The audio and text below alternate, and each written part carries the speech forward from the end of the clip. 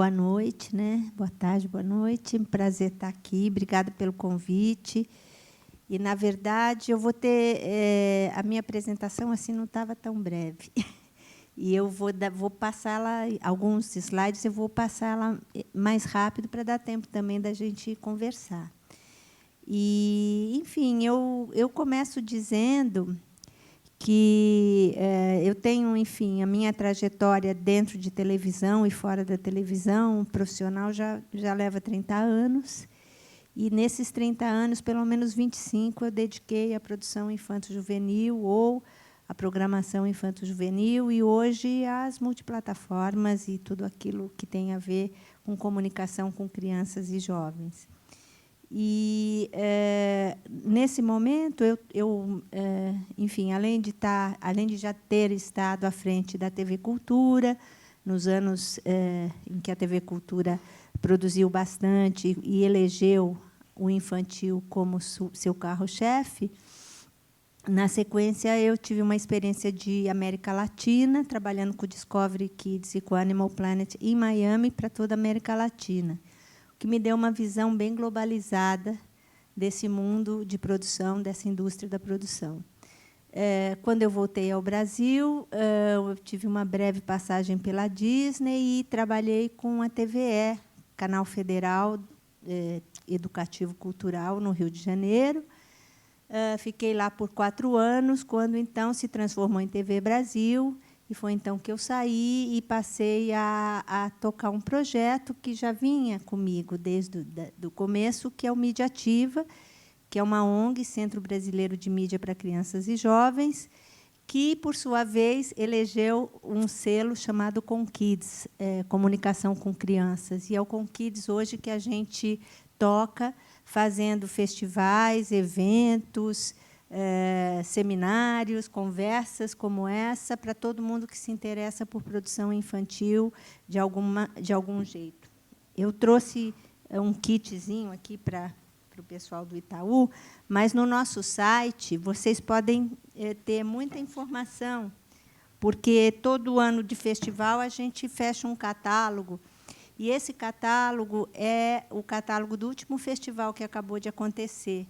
Nesse catálogo estão registradas informações de 240 conteúdos feitos para crianças e jovens na Iberoamérica. São produções feitas no último ano e meio, quase 2 anos. E 240 é produção para caramba. Na América Latina, em alguns países de Portugal e Espanha, e no Brasil com bastante produção. Então, assim, a boa notícia é que nós já estamos produzindo bastante. Se eu olho para o tempo da minha carreira, eu acho que a gente já evoluiu bastante, desde o Curta Criança, que foi um dos projetos que, enfim, eu tive a sorte de estar à frente, que eram histórias brasileiras para crianças brasileiras. Muita coisa foi feita além da televisão. E eu queria mostrar para vocês um primeiro clipezinho de 1 minuto, que são imagens do que a gente recolheu um pouco rapidamente para trazer para vocês do catálogo, um pouco dos conteúdos que tiveram no festival.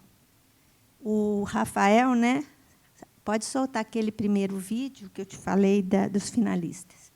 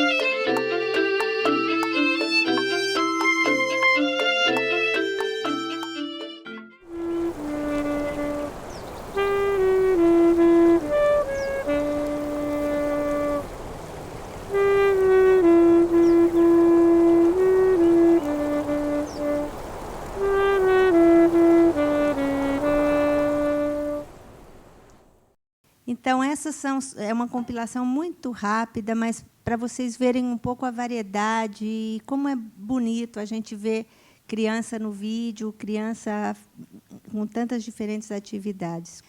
E eu queria conversar com vocês sobre uma infância contemporânea. É uma ideia de infância que tá, a ideia da infância e a própria infância ela está em constante mudança. E é importante que a gente saiba que essa infância ela é um momento muito particular da vida de um indivíduo e que é nesse momento em que existe a habilidade de habitar entre a realidade e a fantasia.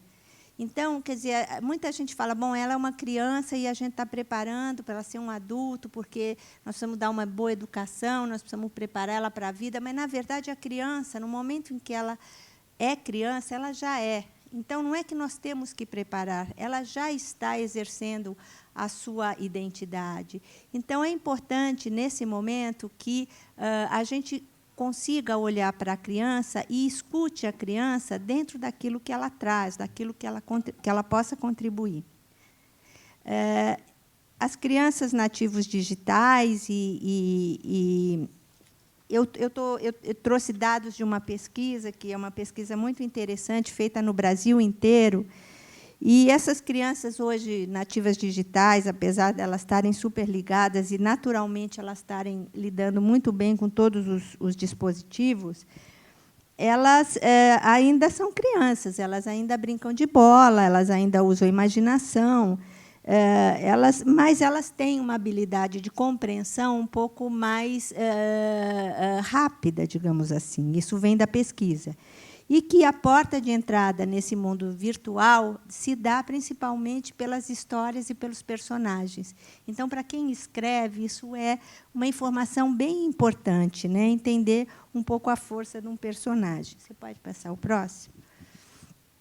Enfim, eu vou passar também falando um pouco do que é a força do audiovisual para o desenvolvimento e o aprendizado da criança e o quanto uma imagem pode estimular não só a imaginação, mas uma visão de mundo. Então, a importância daquilo que a gente coloca numa história ou a atitude de um personagem pode ser bastante marcante para essa criança no seu momento de desenvolvimento. Então, pode passar. A pergunta que a gente faz aqui para vocês que estão nesse ofício, ou para as pessoas interessadas em entrar nesse ofício, quer dizer, como é que a gente vai criar histórias para inspirar as crianças, né? Como é que a gente pode usar o audiovisual no bom sentido, criando histórias potentes, histórias fortes, com personagens fortes, para que as crianças possam se inspirar e também interpretar o mundo que está aí? Pode passar. Então, eu queria assim, mostrar para vocês um pouco essa ideia da criança no centro. A história infantil, a história para criança, e eu estou falando criança e pré-adolescente, porque eu acho que, se a gente fosse falar jovens e adolescentes, eu teria que começar o discurso todo outra vez, porque é uma outra história. Não gostaria de misturar agora, nesse momento, essas duas coisas, porque a gente não tem tempo. Mas a criança, como protagonista na história infantil, é fundamental. Não existe história infantil onde a criança não seja protagonista, onde ela não esteja no centro. E essa câmera e toda essa construção dessa ideia tem que ser a partir da criança, a partir dos olhos da criança. A criança que é autônoma, a criança que é capaz, a criança que resolve problemas, a criança que faz. No meu entender, os adultos são meros coadjuvantes numa história infantil. A criança é sempre quem move a história. Eu gostaria que ele passasse o próximo vídeo, que também é bem curtinho, que é uma câmera muito do ponto de vista da criança. É o Preschool Doc, ou Mia.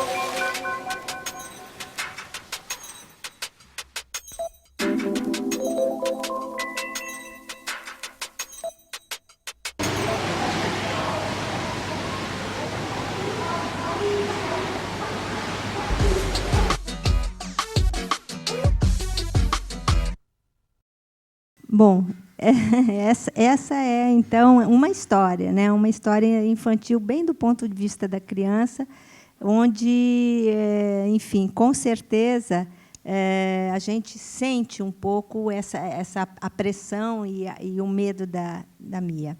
Mas para que servem as boas histórias, né? As histórias servem para inspirar as crianças, para ampliar seu repertório, para potencializar sua imaginação, para ajudar um pouco a construção da própria identidade. Então, quer dizer, as histórias são muito importantes na vida das crianças. Podemos passar para o próximo. E, na verdade, para quem é criador e para quem é roteirista e para quem vai escrever para esse universo infantil ou infanto-juvenil, o que eu acho, e eu não quero falar aqui de técnicas de roteiro, porque acho que aqui nós temos três roteiristas que conhecem muito bem as técnicas, e eu vou me ater a falar um pouquinho mais desse ponto de vista infantil, da importância de você, como pesquisador ou como criador, estar muito próximo das crianças. Realmente ter uma posição de escuta, de observação. É muito importante observar as crianças brincando, conversar com elas, entrevistá-las e saber o que está rolando um pouco para elas no momento, em termos de medos, expectativas, sonhos, situações um pouco também interessantes. É você lembrar um pouco você quando criança, lembrar algum momento específico na sua vida onde você enfrentou algum tipo de situação e que tipo de sensação você teve, e tentar passar isso para o papel, ou roteirizar um pouco aquela cena ou aquela história. Eu acho que isso pode ajudar muito a entender aquilo que a gente fala, o ponto de vista da criança. Outra coisa importante, eu vou tentar ser mais rápida possível, é a questão do local e do universal. A gente costuma achar que, realmente, para as crianças, quer dizer, é importante criança ver criança, é importante o contexto regional, é importante que ela conheça a sua própria cultura, mas também eu acho que é importante que ela conheça outras culturas, que ela tenha um contato com outras pessoas, outros mundos, outras culturas, outras estéticas. O local e o universal, para a criança, é muito importante, tão importante quanto o outro. Quer dizer, as histórias brasileiras são bem-vindas, são importantes, a localização da região, da minha rua, meu bairro, meu vizinho. Porém, a criança que mora na África ou na Ásia e que, dentro da sua própria cultura, viva uma situação específica, essa é uma situação que também interessa a criança do Sul, quer saber da criança do Norte. E isso a gente vê pouco. Então, assim, eu falo muito em diversidade, e a gente acabou, no festival, de falar muito em diversidade, e aqui a gente vê algumas imagens que mostram um pouco essa diversidade de crianças em todo tipo de situação, em todo tipo de cultura, de todo tipo de raça, de todo tipo de gênero, o quanto isso está ou não ainda presente nas nossas histórias. Próximo. E também os temas, quer dizer, falando de temas, todo tipo de tema é possível de ser tratado com criança.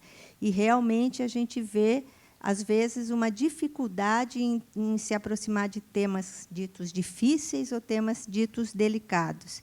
Então, morte, uma crise financeira na família, doença na família. A gente acabou de ter um conteúdo onde o avô tinha Alzheimer, e como é que as crianças lidavam, numa história muito bem-humorada, até, com um avô com Alzheimer. O bullying, né? Todas essas questões podem ser bem tratadas, e tratadas na altura do entendimento da criança, e com a delicadeza e até com o humor, se a situação permitir. Quer dizer, não são histórias tristes, mas que, sim, podem falar, por exemplo, da morte de um cachorro.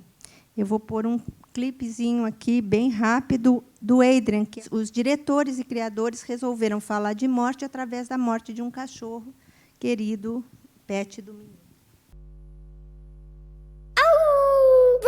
Ik heb een olifantje, Stippie is zijn naam. En als ik 's morgens wakker word, komt Stippie naast me staan. En geeft me dan een likje, en geeft me dan een poot. Vanmorgen toen ik wakker werd, was Stippie op eens dood. Stippie! Waar ben je nou gebleven? Waar ben je heen gegaan? Dus jij dan echt geen bordje meer, zit jij soms op de maan? Waar ben je nou gebleven? Waar ben je heen gegaan? Stippie, zal ik je even uitlaten? Kom hier nu naast me staan. Waf! Ik ben Adriaan. Mijn hond is dood gegaan. Hij heet Stippie.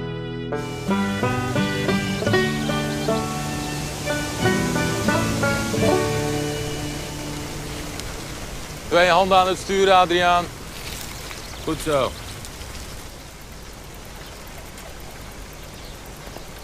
Mijn hond is dood. Ik ga een kist kopen.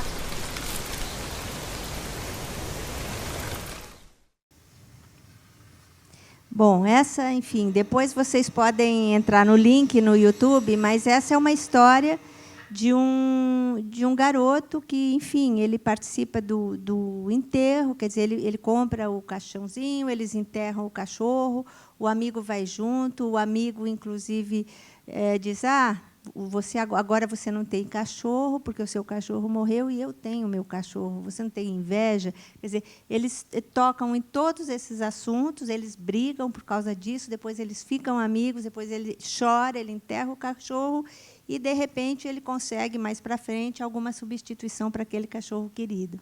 Isso é uma história de 13 minutos, holandesa.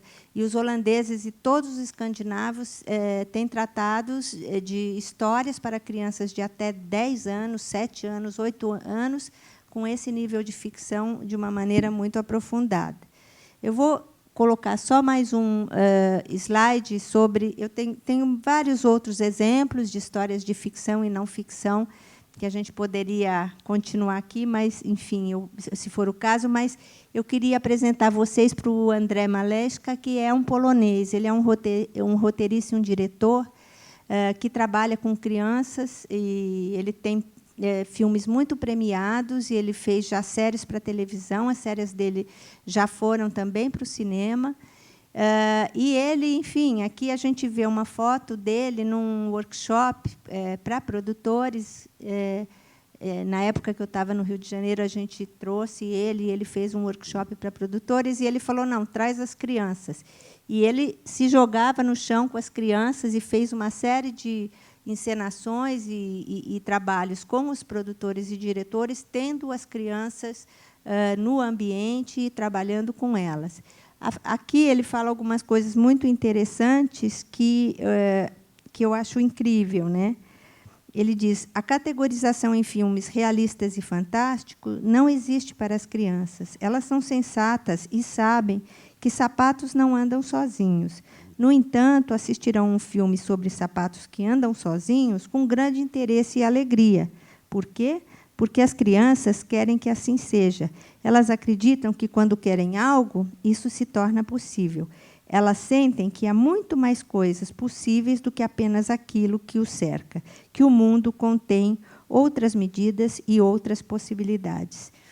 Eu só vou passar o próximo para vocês verem foto dos trabalhos dele, mas, basicamente, a Árvore Mágica, que é uma série maravilhosa, premiada, ele realmente faz acontecer e faz mostrar, com histórias de crescimento e superação, de que o mundo está cheio de possibilidades e que esse mundo é amplo e que, portanto, nós não devemos estreitar nosso pensamento quando a gente estiver conversando com crianças. Quanto mais amplo, quanto mais aberto e quanto mais instigante, melhor.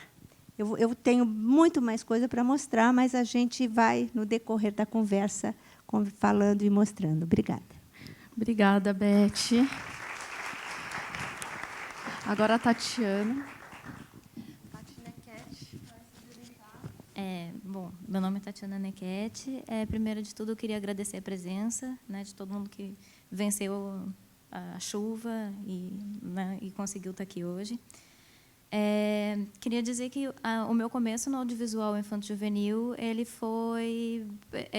é acidental. Assim, a gente tinha feito um filme que eu não considerava na época que era um filme infanto-juvenil, mas que ele acabou ganhando um festival lá no Sul, lá em Florianópolis, com um júri infantil, e depois veio para o Prix Jeunesse Ibero-Americano aqui, e ganhou aqui também, e foi só a partir desse... Né, depois teve uma carreira super boa de festivais, ganhou o prêmio na Alemanha também, e foi só a partir daí que eu comecei a perceber que eu tinha feito um filme infanto-juvenil. E a razão pela qual eu achava que eu não tinha feito antes é que eu considerava que aquele filme era muito... Enfim, ele era transgressor, de alguma forma, e eu me abri os olhos para o fato de que eu estava equivocada com relação ao que eu achava que era o audiovisual infanto-juvenil. Fala o nome do filme. O nome do filme é As Férias de Lord Lucas. Enfim, foi a partir desse filme né, da carreira que ele teve que eu comecei a desenvolver um projeto novo que se chama Oráculo das Borboletas Amarelas, que, né, a Beth está acompanhando super de perto desde o início, numa parceria que a gente fez.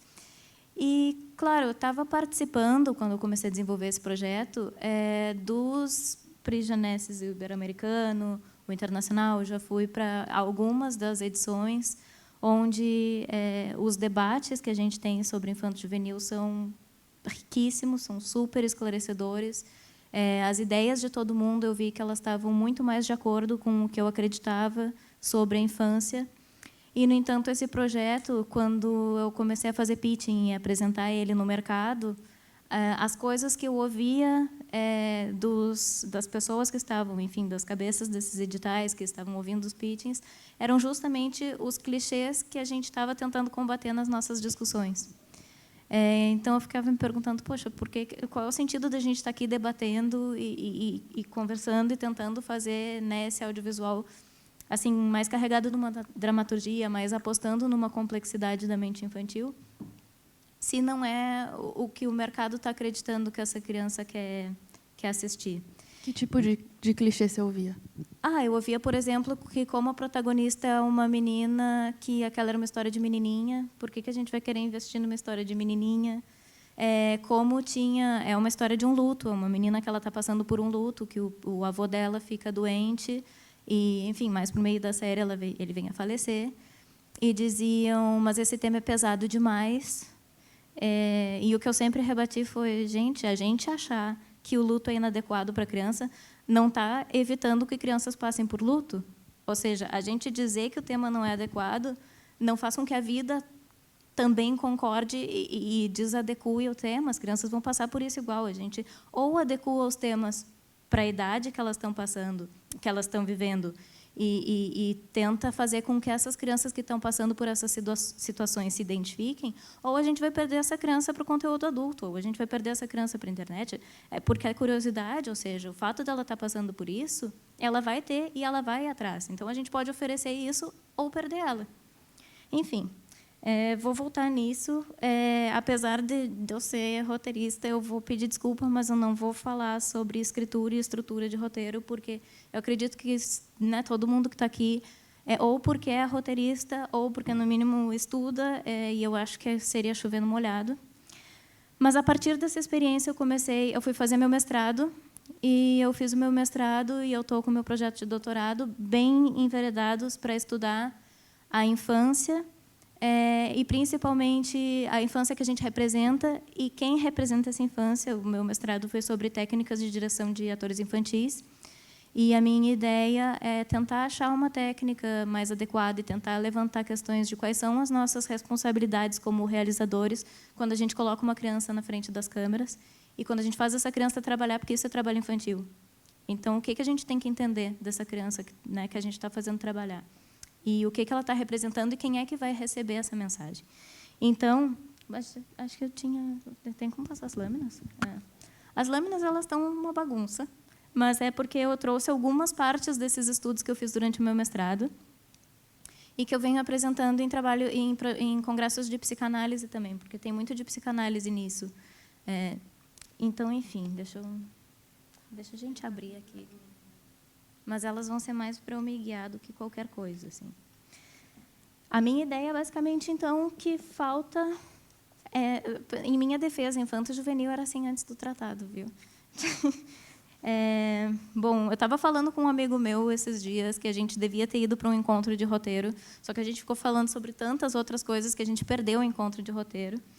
E a gente chegou à conclusão que o roteiro é um dos únicos temas sobre os quais a gente, quanto mais conversa sobre outros temas, mais a gente acrescenta, né, no nosso conteúdo para escrever roteiros, assim. E por isso eu vou falar sobre alguns aspectos que é mais uma provocação para depois a gente conseguir, né, para a gente levantar de volta nos debates. Mas então, basicamente, a minha ideia é que falta a representatividade e falta a diversidade. A gente não está conseguindo enxergar a criança como o ser complexo que ela é. E eu acho que eu tenho alguma pista de por que a gente faz isso.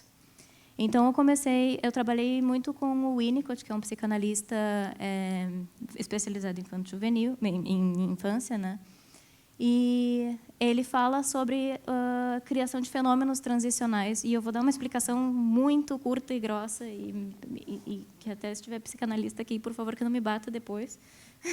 Mas é que, assim, basicamente, o espaço transicional é o que a criança começa a desenvolver, que é um espaço entre a realidade e a fantasia delirante. Ou seja, é o espaço que permite que essa criança pegue um tênis no chão e brinque de carrinho, e que ela saiba que, apesar disso não ser um carrinho, nesse momento ela consiga se divertir e ela consiga, enfim, ver esse tênis como um carrinho.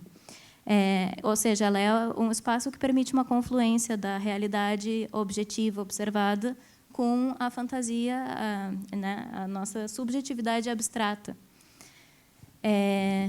E o que ele fala é que as pessoas que desenvolvem isso, né, o bom desenvolvimento de um espaço transicional durante a nossa infância, é o que vai nos permitir ser adultos criativos, na nossa, enfim, quando a gente crescer, e é o que vai permitir que a gente desfrute da arte, ou seja, que a gente consiga se entregar a ideias abstratas e a gente consiga embarcar, né, nesse tipo de experiência. E aqui eu vou falar especificamente da experiência audiovisual.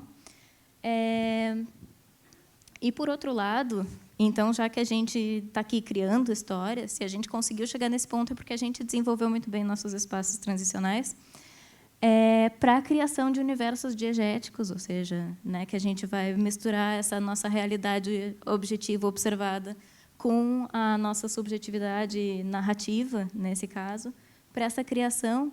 E, na verdade, o que eu acho bonito de tudo isso é que a gente precisa que o espectador também use esse mesmo espaço para desfrutar do que a gente está oferecendo para ele.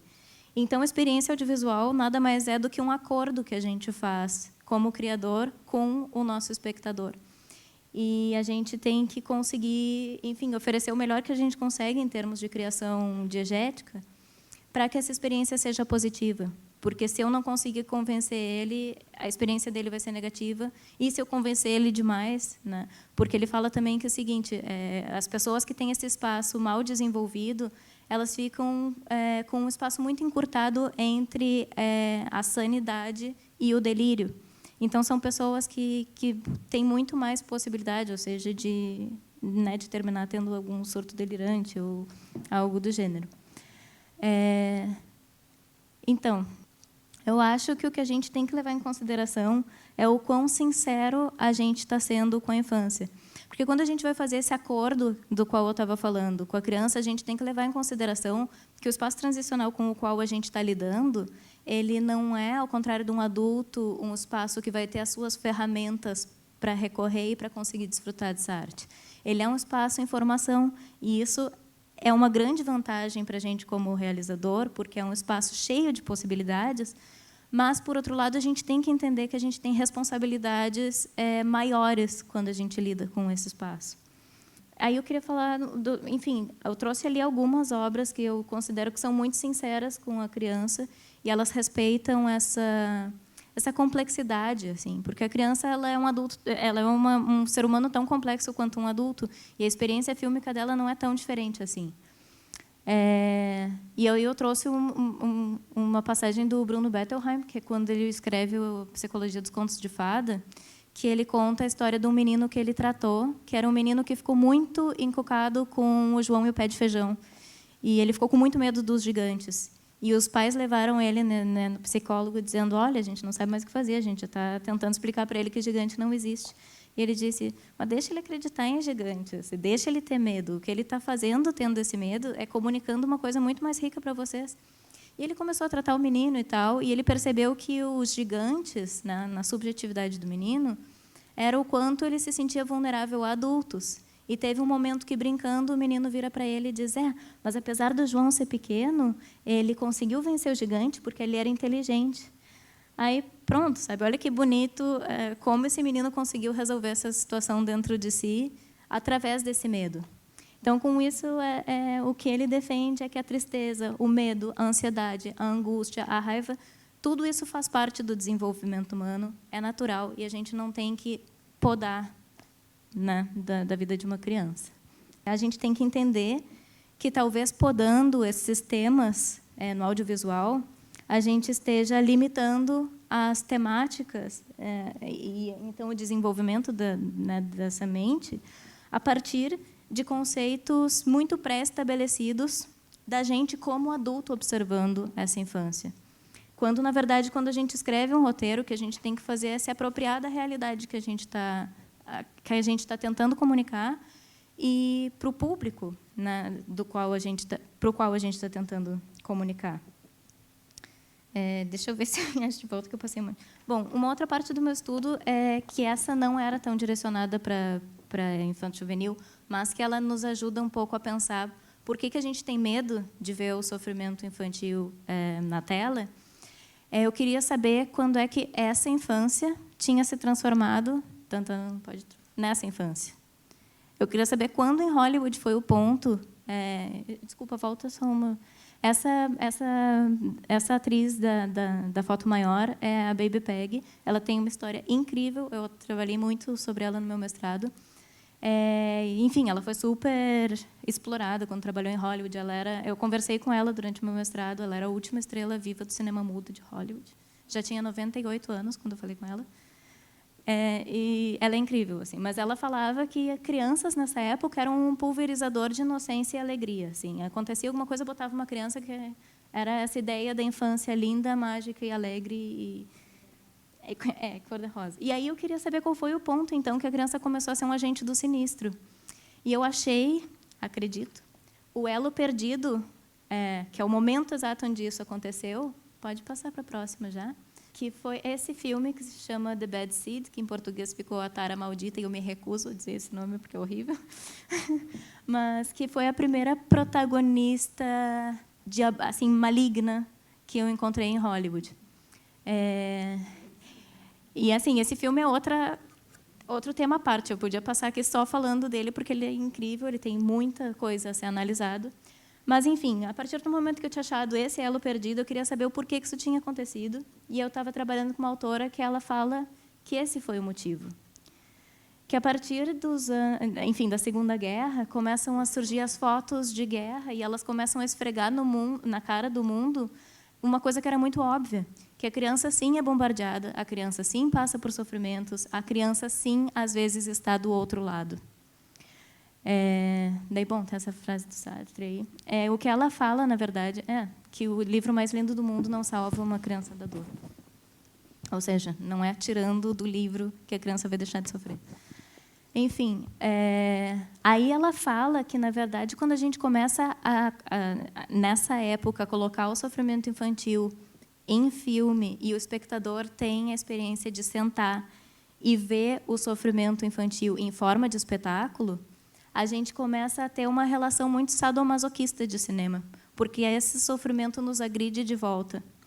E daí ela até coloca... Essa é a Vicky Lebeau, é o nome dela, e ela diz: o sadismo contra a criança como uma forma de sadismo contra nós mesmos. Então, o sadismo contra a criança é uma forma masoquista do cinema, é uma experiência masoquista de cinema.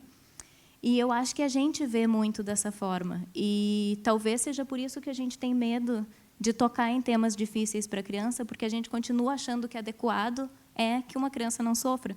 Mas isso não depende do nosso conceito de adequação. E, enfim, fica assim, questões para a gente se perguntar, no final das contas, por que a gente está com tanto medo de tocar nesses temas. E, enquanto eu vejo, por exemplo, as produções, né, de fora, da resto da América Latina, inclusive, e de países, enfim, como Holanda, como Alemanha, que já são muito mais ousados, ou seja, muito mais sinceros com a infância do que a gente. Obrigada, Tati.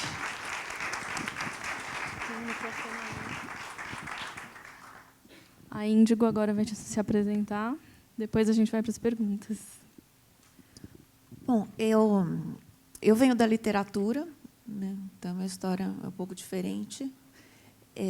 Eu comecei a escrever... Quando eu comecei a escrever, eu não sabia o que eu estava fazendo, na verdade. Eu sabia que eu detestava o meu emprego, que eu trabalhava no Estadão, eu tinha me formado em jornalismo, e eu percebi... Eu tinha adorei fazer jornalismo. Foi uma faculdade que eu acho que ensina a escrever bem. Eu tinha começado letras e, na primeira semana de Unicamp, de letras, eu tive certeza. Falei, se eu terminar essa faculdade, eu nunca vou conseguir escrever uma linha na minha vida. Então, eu saí da Unicamp e fui para os Estados Unidos, fiz jornalismo lá. E Estados Unidos, faculdade de jornalismo nos Estados Unidos é uma coisa quase de carpintaria. É muito mão na massa. É para ensinar a escrever direito. Escrever direito, assim, é escrever com clareza, rápido, passar informação, apurar fatos. É uma coisa bem pé no chão mesmo. Então, eu gostei. Mas, quando eu cheguei no Estadão, assim, eu morria de tédio no meu emprego. Falei, não é nada disso que eu quero fazer. Eu não quero trabalhar com realidade. E coincidiu de ser o começo da internet no Brasil. Então, eu abri um site. Nem existia blog ainda, né? E comecei a colocar contos na internet. Ia publicando contos, e contos assim que eu nem sabia para quem que eu estava escrevendo. E comecei a receber retorno de leitores, e foi legal. E era uma onda. Nessa época, começaram alguns sites de literatura, era uma modinha. Tá. Daí, um dia, eu comecei uma história, que era uma história de um menino que ele queria ter um bicho de estimação, e a mãe falava, não, você não vai, porque a gente mora num apartamento, e eu estou grávida, e não tenho a menor condição de ter um bicho aqui. Daí o menino resolve que esse é o último não que ele vai receber na vida, e ele vai atrás de um bicho de estimação, só que ele vai numa loja de animais exóticos. E ele volta para casa com uma coelha prenha. E ele acha isso genial, porque a mãe dele é feminista e a coelha é uma mãe solteira, então ele vai conseguir convencer a mãe que ela tem que ficar com essa coelha.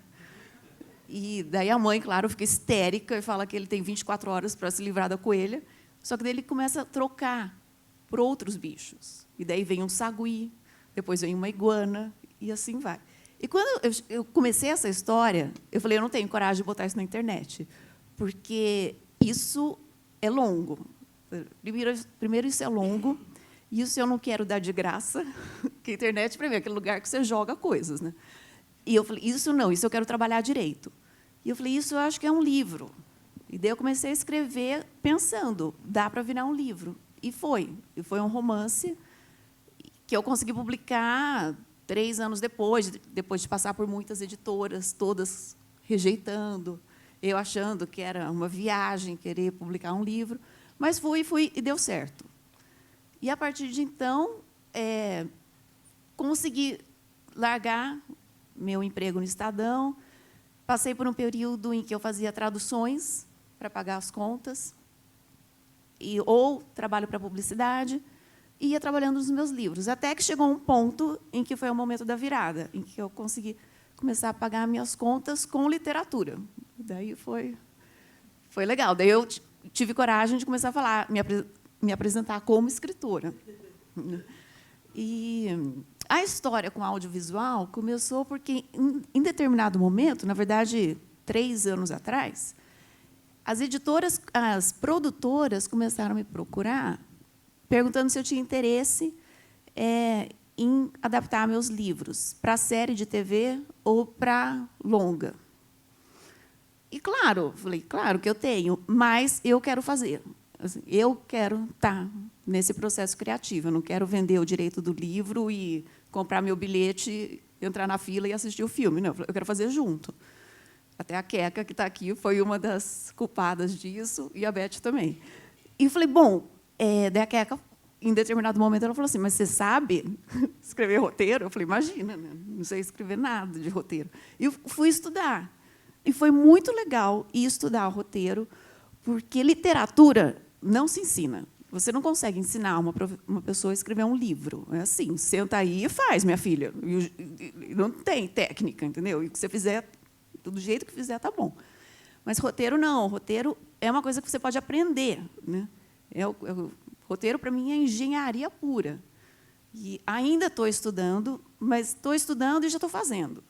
Então, a minha experiência é um pouco recente, mas eu acho que a minha contribuição para essa conversa talvez venha assim, de todos esses anos escrevendo para a criança, produzindo material para a criança, e agora, assim, engatinhando na história do roteiro e pensando nessa adaptação de literatura para audiovisual, que eu estou nessa porque eu quero trabalhar nos projetos dos meus livros. Eu sempre penso, se eu tivesse que escrever um roteiro original, eu acho que primeiro eu escreveria o livro e daí adaptaria para o roteiro. Obrigada, Índigo. Eu vou fazer... Eu percebi que eu não me apresentei, a Keka pediu para eu fazer isso, e eu esqueci, eu vou fazer agora. Eu sou roteirista já há uns 10 anos, trabalhei bastante com infantil, também trabalho com não infantil. Com infantil, trabalhei para Gloob, Nick, Discovery, Kids TV Cultura e Cartoon. Então, tenho alguma experiência. E eu vou fazer algumas perguntas que surgiam na minha cabeça quando eu estava começando, ou até mesmo quando eu não estava começando, e ainda vêm me atormentar, tá bom? Então, para vocês três, vou fazer 3 perguntas só, depois já a vez de vocês, tá bom? Tem sempre essa... Quando a gente vai escrever para infantil, tem sempre essa dúvida, esse fantasma que fica do produto educacional. Eu queria saber a opinião de vocês sobre se todo produto infantil, audiovisual, precisa ser educacional, e o que é educacional na visão de vocês. Bom, alô. Olha, educativo, educacional, educação, entretenimento. Eu acho que não tem audiovisual ou qualquer experiência estética ou artística que não eduque. Eu acho que tudo educa. Eu não tenho preconceito nenhum com a palavra educativo, apesar de achar que muita gente tem. E educativo não significa instrucional curricular. Educativo é muito mais amplo. E eu acho que a gente pode, sim, educar com imagens, e as imagens educam, e para o bem ou para o mal, né? Para cima ou para baixo, para a esquerda ou para a direita. Então, eu acho que, pelo histórico brasileiro da TV educativa, que surgiu nos anos 70, e que era a TV aula, e que realmente foi realizada, foi uma experiência que, enfim, talvez, num certo momento, teve algum sentido, mas muito rapidamente fracassou, porque ela queria substituir a escola.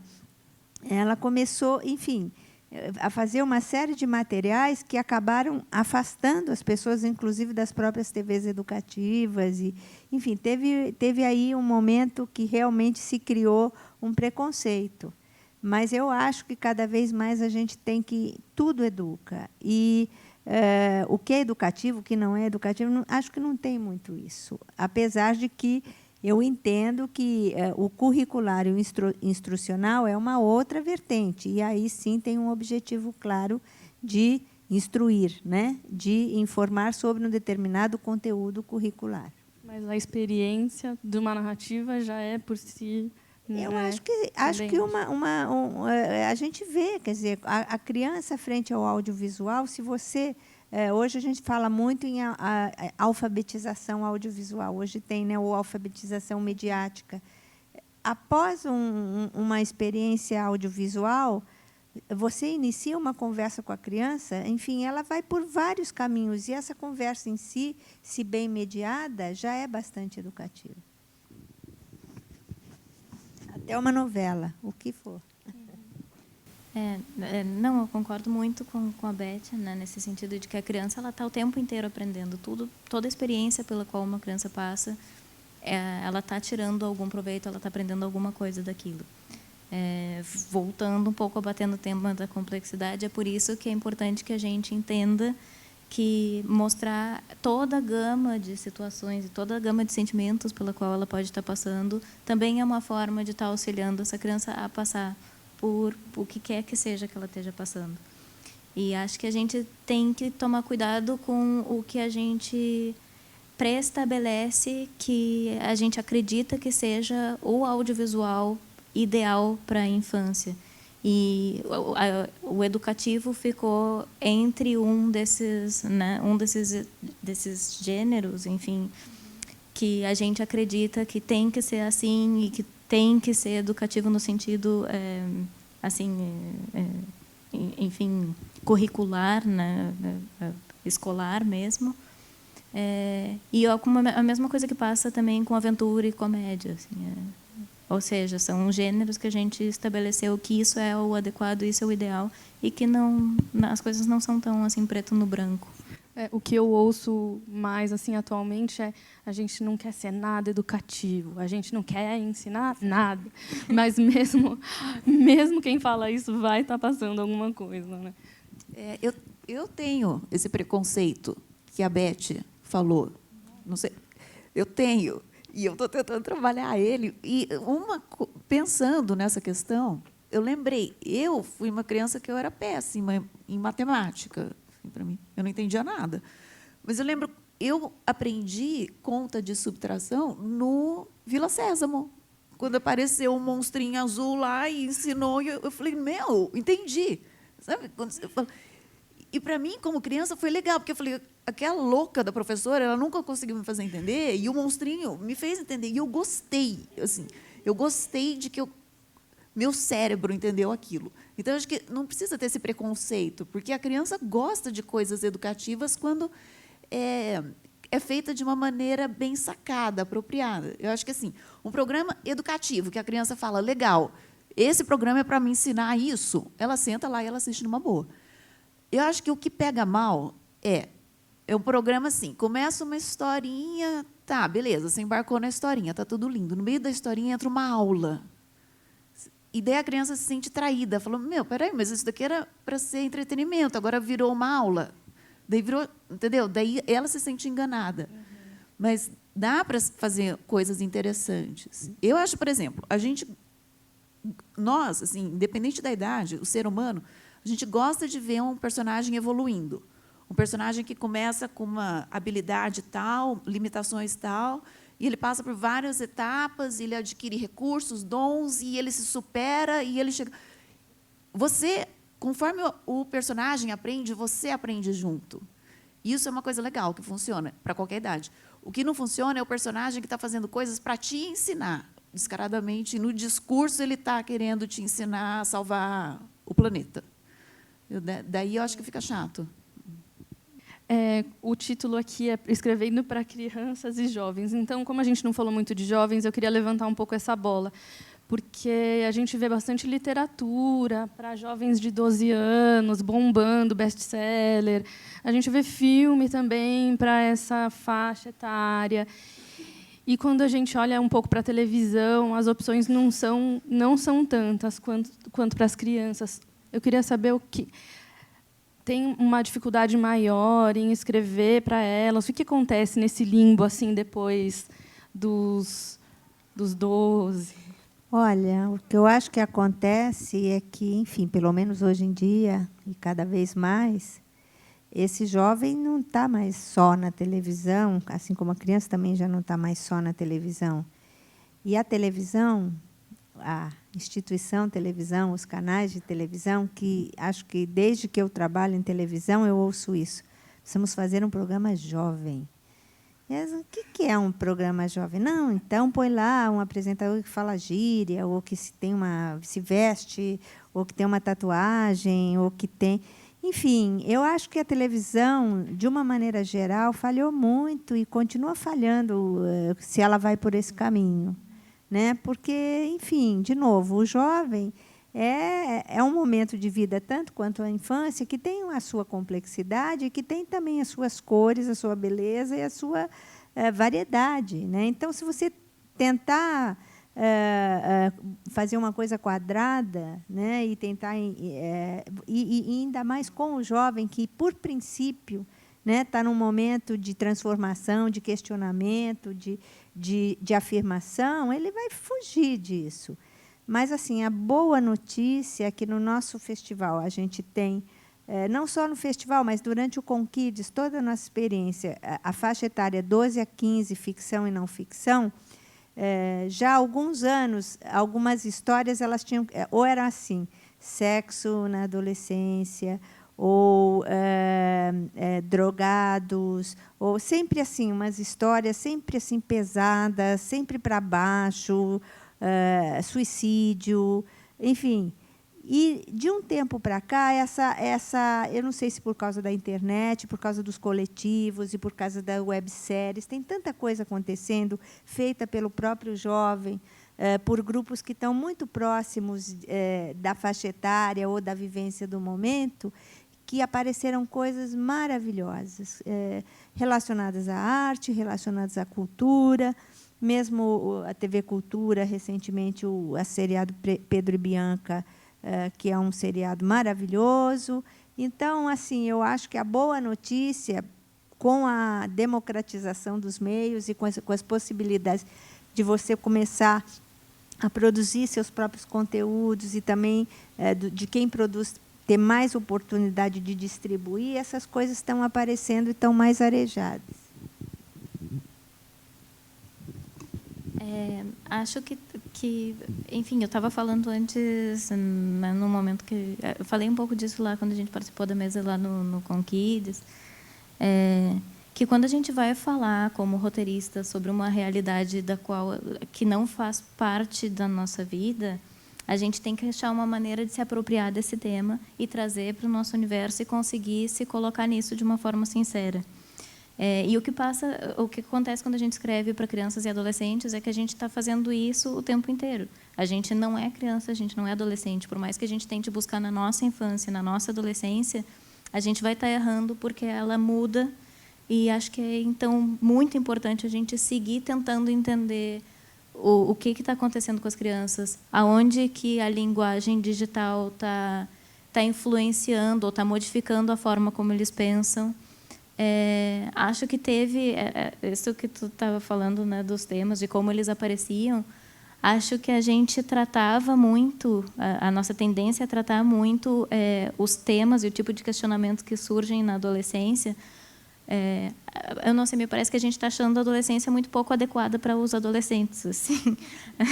E então acho que quando a gente começa a ver que não, que são questionamentos naturais, não sei, que surgem maneiras mais naturais. Tem o Ninhas da Guerra, que eu adorei, e eu adorei a maneira, porque tinha o júri dos adolescentes discutindo com a gente lá durante o festival. Nossa, eu fiquei encantada assim com aquilo, porque é uma série colombiana que fala sobre meninas que foram acabar na guerrilha, e essa especificamente era porque ela passava por um monte de maus-tratos em casa, e ela contava uma história real de uma menina contando como ela foi parar entre os guerrilheiros, com histórias super, super pesadas. Assim, a menina tomou um tiro, e no final da história ela contando isso num grupo de recuperação dessas meninas que eles criaram na Colômbia. E o que a gente estava ouvindo entre as pessoas do público era não, porque isso é absolutamente inadequado. E aí, quando entraram as crianças e perguntaram para ele, mas o que vocês acharam? E eles disseram, a gente adorou, sabe? Ou seja, porque eles, e inclusive falaram a maneira como colocaram, porque colocaram com animação, porque colocaram com sensibilidade, porque colocaram com metáforas. Contou isso de uma maneira super leve. Então, existem maneiras assim de tocar nesses temas, né?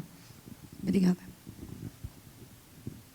Então, você perguntou por que tem um problema de criação para essa tem o um certo pós limbo 12, né? depois dos 12, e até eu fiz Pedro e Bianca, que me deu um medo de escrever para esse público. Parece que a criança está escrevendo para a criancinha está lá, esperando o seu roteiro assim, mas o jovem já está assim, com aquele olhar julgando. Então, o que acontece? É mais difícil de escrever?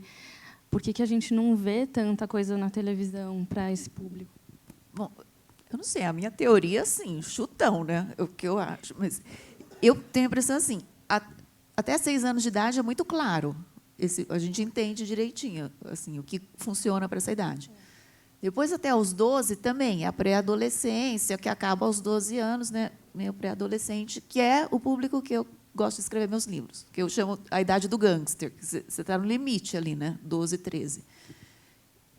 A partir dos 13, eu acho que começa a adolescência, e eu acho que hoje em dia a adolescência começa aos 13 e vai até aos 30. Então, é uma maçaroca essa época da vida, sabe? E eu sempre me espanto assim quando eu recebo e-mail de leitores, que eu tenho a impressão que eu estou conversando com um cara de 21, 22, mas é um menino de 14. Então, não tem muita diferença. Então, acho que a gente produz... Como ficou tudo muito nebuloso nessa faixa etária, então você joga lá para cima, inclusive porque eles gostam de assistir coisas que é acima, né? Por exemplo, o menino de 13, ele se enxerga como se ele tivesse 17, né? E daí o cara de 30 acha que tem 18. Então, eu acho que é por aí, tem que meio que jogar tudo no meio do saco. E daí essa coisa mais que antes a gente tinha dos 13 aos 15, dos 15 aos 18, acho que está meio atrapalhado agora. Tá bom. O microfone está rolando? A gente vai abrir para perguntas agora. Oi, meu nome é Catarina, eu sou roteirista de reality. Eu queria saber como é que anda a questão do estereótipo de gênero para criança. Como é que isso é trabalhado na ficção?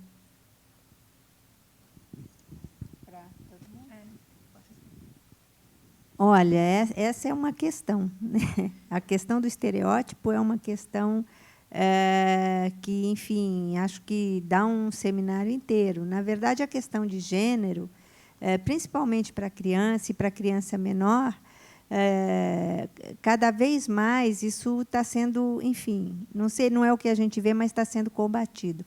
A indústria, por exemplo, tinha uma época muito recente que foi feito um estudo que da indústria de produção, principalmente norte-americana, acho que 80% dos protagonistas das histórias, ou 80% ou talvez 95%, eram meninos. Isso estava ligado a uma questão da própria indústria e da indústria do licenciamento, porque brinquedo de menino tinha mais variedade, tinha mais... se podia fabricar muitos tipos de brinquedos, heróis funcionavam muito bem, isso vendia muito bem. Então, por muito tempo, e até hoje ainda, se você for fazer essa conta, se a maior parte dos protagonistas das histórias são meninos. De um tempo para cá, e por causa de um próprio movimento até feminista e um próprio movimento dos roteiristas e de alguns sociólogos, na verdade, uma coisa muito localizada, por exemplo, é a Fundação Geena Davis, da Geena Davis. Ela teve uma filha e ela começou a prestar atenção na produção de Hollywood e a produção americana para crianças e viu que os personagens eram só masculinos e começou a lutar por essa questão de personagens femininas e personagens femininas feitas fora do estereótipo, quer dizer, não mais louras, altas, bonitas, de cintura fina, mas uma representação um pouco mais própria da realidade, mais próxima da variedade do mundo. E, entre essas coisas, uma personagem que surgiu um pouco ouvindo e respondendo a isso foi a Dora Exploradora, né? A Dora Exploradora, ela é baixinha, ela é gordinha, ela é moreninha, ela fala inglês, mas ela fala espanhol, ela é de uma comunidade mexicana, etc., etc., e foi um sucesso. Então, assim, tem vários estudos, não só relativos à quantidade de menino e menina como protagonista, tem já algumas reações das meninas, como Anandroides, que eu acho que está no Globo, agora não sei qual é a tradução, que a Ana é uma menina meio cientista, meio engenheira, que no quintal da casa dela ela construiu o robô, e ela é a líder daquela turma, e isso é uma resposta, sim, a uma indústria e a uma colocação de como essa indústria do audiovisual estabelece quem vai ser e como vai ser. E também tem assim outros estudos sobre assim tamanho das cinturas das personagens de animação, tamanho dos cabelos, se é loiro, se é morena, se está encaracolado ou se está liso. Então, essa coisa que a gente está falando da diversidade e aquilo que eu falei, a vida das crianças, ela entra no audiovisual e entra nesse mundo visual através da identificação e da empatia com determinado personagem. Então, os personagens são fortes, eles entram na vida, eles brincam de faz de conta, eles brincam com os bonecos. Então, a importância dessa diversidade de representação é muito maior do que atender uma ou outra indústria, mas é muito maior de pensar um futuro melhor ou de pessoas com cabeças melhores.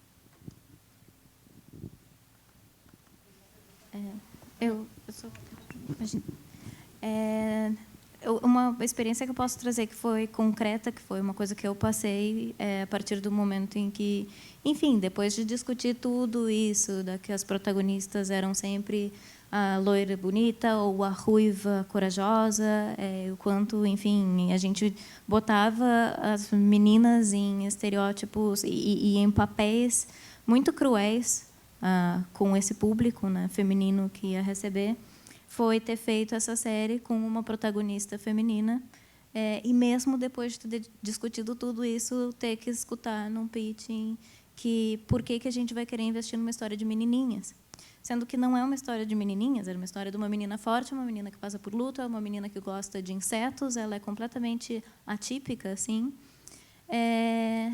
E a explicação que eles nos davam era como se história de meninos fossem histórias universais, ou seja, uma menina pode sentar e pode ver uma história de menininhos, mas um menino não vai sentar para ver essa história que é de meninas. É como se botar uma protagonista feminina ali tivesse enquadrado e qualificado todo o meu trabalho em um patamar inferior à série que eles estavam esperando que fosse. É muito duro, é muito duro. Eu não sabia nem o que responder. Eu tive que assimilar, eu tive que pensar durante muitos dias. Assim, eu fiquei com aquela frase da escada, que é aquela frase que quando tu sai, tu pensa, eu devia ter dito isso, sabe? Porque eu não consegui responder. Mas eu acho que a gente, sim, tem casos no Brasil que eu acho que o Brasil é um país machista. Mas eu acho que a gente está no momento de girl power como nunca antes. E, assim, para mim, o marco foi Frozen. Que Frozen ali, as garotas, as meninas, elas assumiram um poder ali de liderança, de rainha, de gerenciamento do reino, que os homens eles são totalmente coadjuvantes. É uma história muito feminista.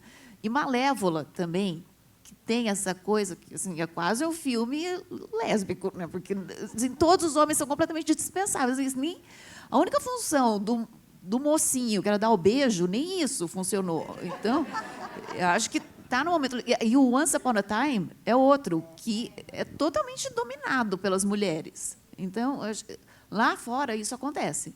Aqui a gente ainda tem que batalhar e mostrar... Mas eu acho que é bacana, assim, porque o Brasil gosta... O Brasil assim, tem essa coisa, que se funciona lá fora, eles acham que funciona aqui. Então, essas coisas, se estão funcionando lá fora, a gente tem que trazer isso para cá também. Né? Próxima pergunta. Oi, boa noite. Aqui.